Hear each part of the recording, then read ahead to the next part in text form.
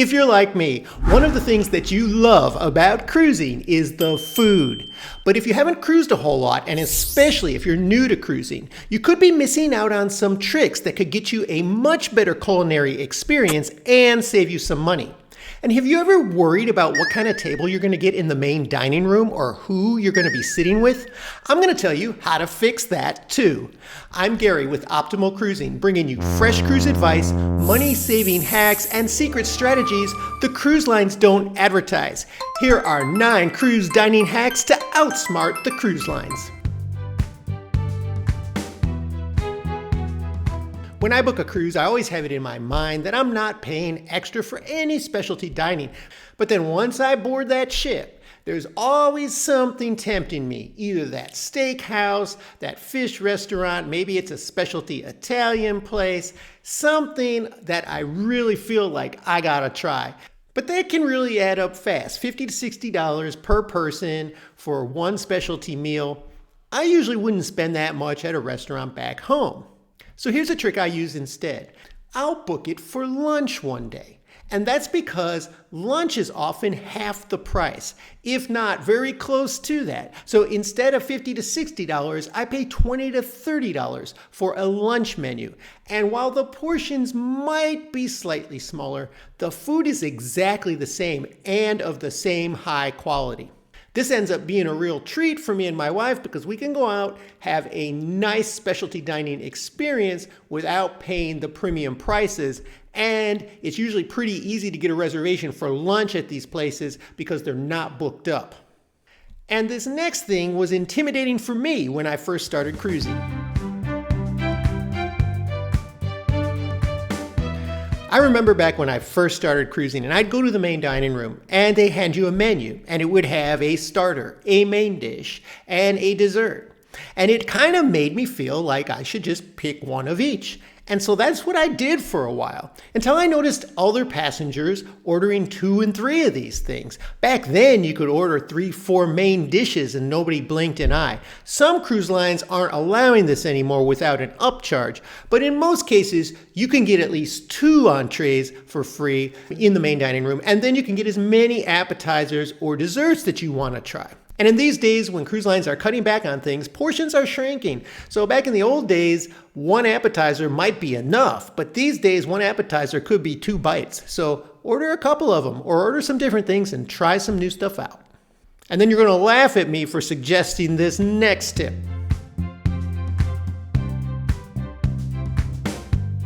I've been on a lot of cruises, and usually my wife and I will eat in the main dining room almost every night. We like the service, we like the presentation, and the food is usually pretty good.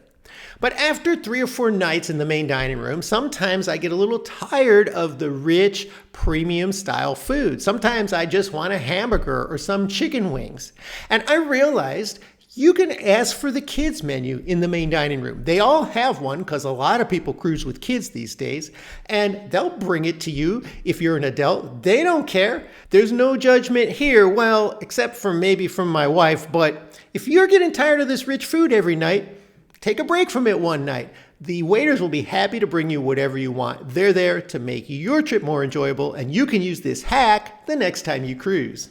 And then how do you get around all the changes in room service going on these days?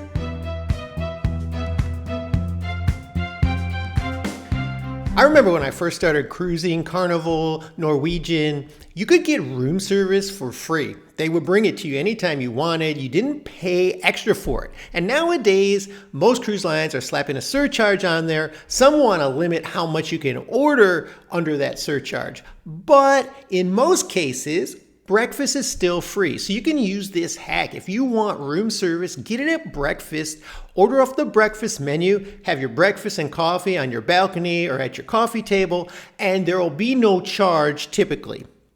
And here's a bonus room service hack for you.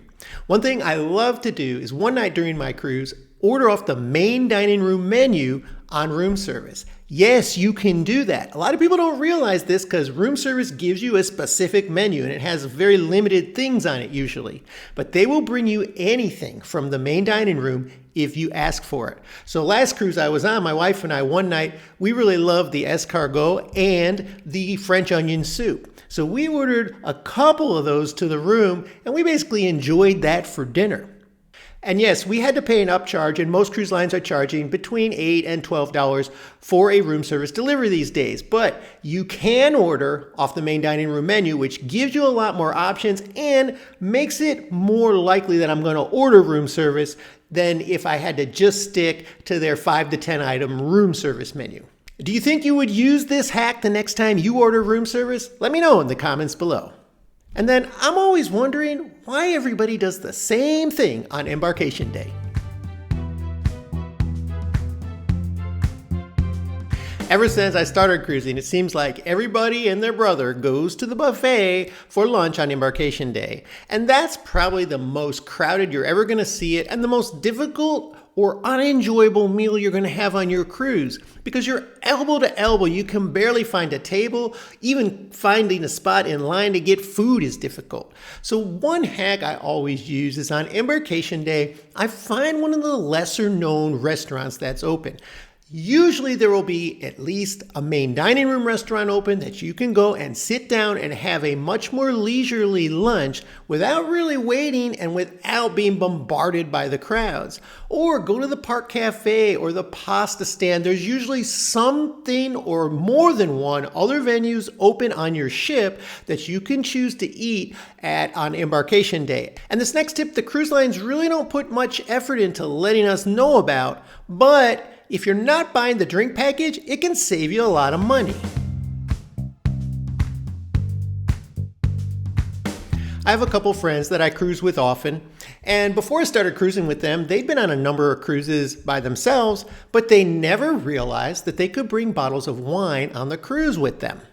This can save you a lot of money in bar fees, and once I told them, they have since always brought wine with them on their cruises. Now, most cruise lines will allow you to bring up to 2 bottles of wine per adult. MSC, still got to get with the program, but if you're on most other cruise lines, you can do this. Check with your cruise line before you go, just so you know what their specific limitations are. But I was on a Royal Caribbean cruise a few months ago. I brought 2 bottles of wine for me, 2 for my wife.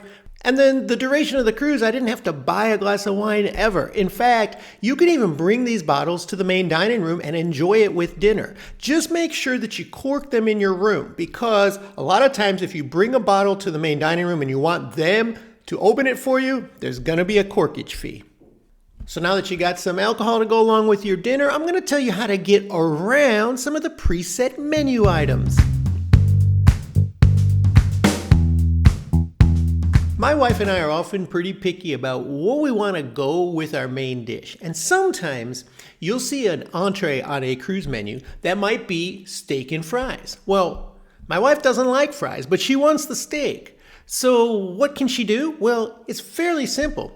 You can ask for those fries to be swapped out with pretty much anything else that's on the menu as another side, and you'll have no problem getting your own customized menu. You don't necessarily have to go with the pairings put together by the chefs. And if you want something simple like a fruit plate instead of fries or instead of veggies, go ahead and ask for it. Even if it's not on the menu, that's something they always have on hand because they use it for desserts. Now, I've been on some cruises where I really wasn't happy with the table they put me at, and sometimes even with the people they put me with.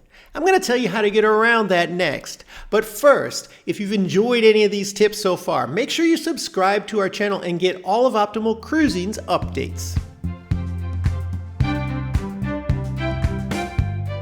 Have you ever been in a situation that you weren't really comfortable with, but you didn't say anything because you didn't want to be difficult? That's my wife. She hates being difficult. But sometimes we get on a cruise ship and we're put at a table in a bad spot. Maybe it's right next to the kitchen. You constantly hear the clatter, the door swinging open, a lot of traction going right by your table when you're trying to have a nice quiet dinner. Or maybe you're situated at a huge table with other people that are a bit rowdy or just not your style. I've had this happen on multiple cruises, and there's one quick way to get around this spot. You just have to speak up for yourself, but I'm going to tell you how to do it so that you get what you want. Don't say a word to the waitstaff. Just get up from your seat and head straight to the maitre d' in the front of the restaurant.